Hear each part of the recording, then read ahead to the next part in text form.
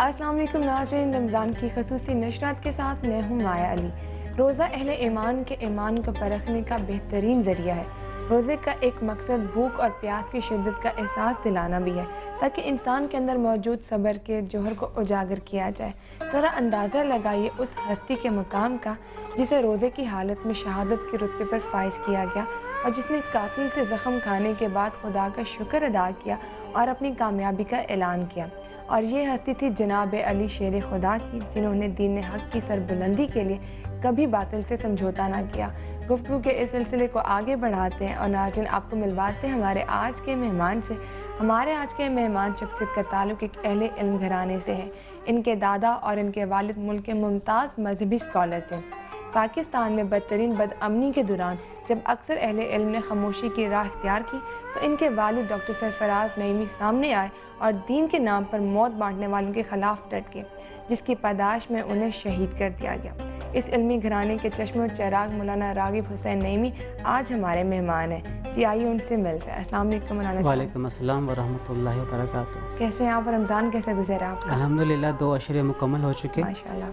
تیسرے عشرے میں انشاءاللہ تعالی ہم ابھی داخل ہونے والے ہیں، جیسے عتق من النار کا عشرہ کہا گیا، تو امید ہے کہ باقی 2 عشروں کی طرح یہ عشرہ بھی اللہ تعالیٰ کے تمام تر رحمتوں، نیکیوں، مغفرتوں کے ساتھ ساتھ ہمیں اختتام پہ عتق من النار کا پروانہ بھی ہمارے ہاتھوں میں تھما دے گا۔ ضرور انشاءاللہ۔ رمضان میں آپ کی مصروفیت زیادہ بڑھ جاتی ہیں؟ جی، obviously ایسا ہو جاتا ہے، تو گھر والوں کو ٹائم دے دیا جاتا ہے؟ بڑا مشکل ہو جاتا ہے، بڑا مشکل ہو جاتا ہے۔ ابھی بھی آپ میرے خیال میں کہیں اور سے آ رہے تھے، تو مجھے اس سے میں نے آپ سے پوچھ لیا۔ یہ بلکہ میں یہ کہوں گا کہ صورتحال تو آج کی صورتحال بھی بڑی رہی ہے، 2-3 جگہوں پہ پروگرام کا سلسلہ، اور رات پوری جو ہے وہ مختلف پروگرامز میں ہی گزری ہے، جس میں ایک لمحے کی بھی نیند جو ہے وہ میسر نہیں آئی۔ اور گزشتہ دن جب سحری کے لیے صبح 3 بجے کے قریب اٹھے ہیں، تو اس وقت سے لے کے آج صبح 6 بجے تک یہ تقریباً 27 گھنٹے کا ایک ٹائم پیریڈ تھا، جو کہ بغیر آرام کے گزرا تھا۔ لیکن آپ کی باتوں کی وجہ سے بہت سے لوگ بہت کچھ سیکھتے ہیں۔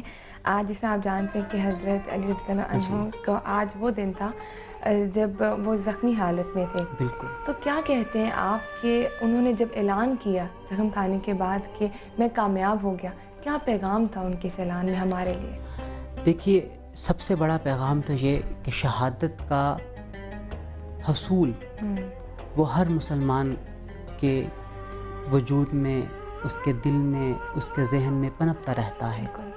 اور پھر وہ جری سردار جس نے اپنی پوری زندگی میدان جنگ میں گزار دی، اور میدان جنگ میں صرف یہ نہیں کہ نام کے لیے، یا صرف یہ نہیں کہ صرف پارٹیسپیشن کے لیے گئے، ہر غزوے کے اندر آپ سب سے زیادہ سرفہرست مجاہد کی صورت میں ابھر کے آئے۔ اور ابھی ہم آپ سے اس کے بارے میں اور زیادہ پوچھیں گے، لیکن ناظرین ابھی وقت وہ یہاں پہ ذکر خیر کا، اور دیکھتے ہیں کہ جی احمد جاوید صاحب ہمیں آج حب الہی کے بارے میں کیا بتاتے ہیں۔ This segment is brought to you by دل سے جی لے خوشیاں، کہ مل جل کے کھلے خوشیاں۔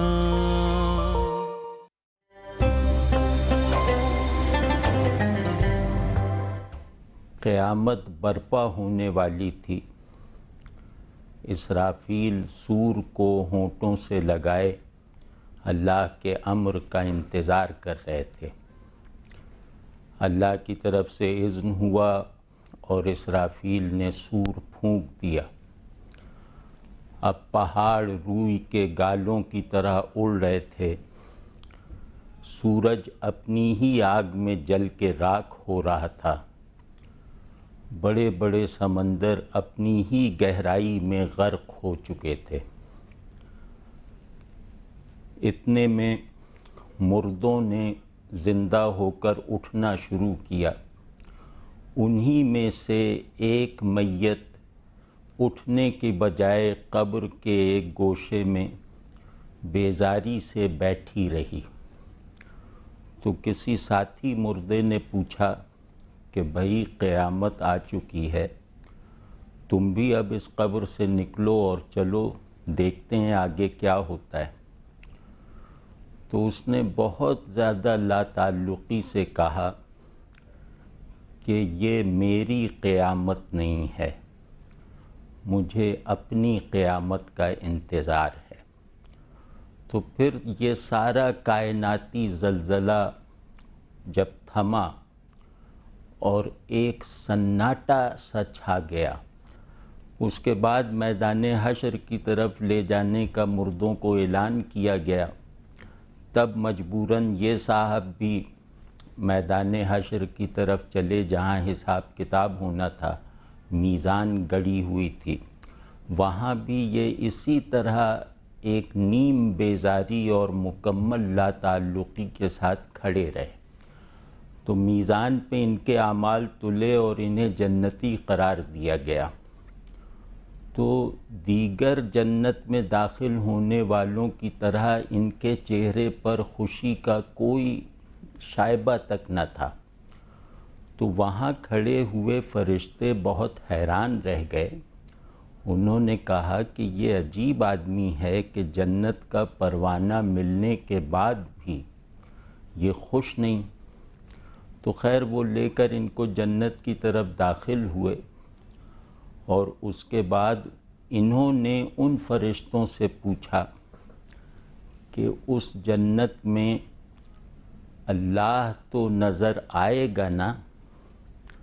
تو انہوں نے کہا کہ ہاں، کیوں نہیں؟ تو ایک دم جیسے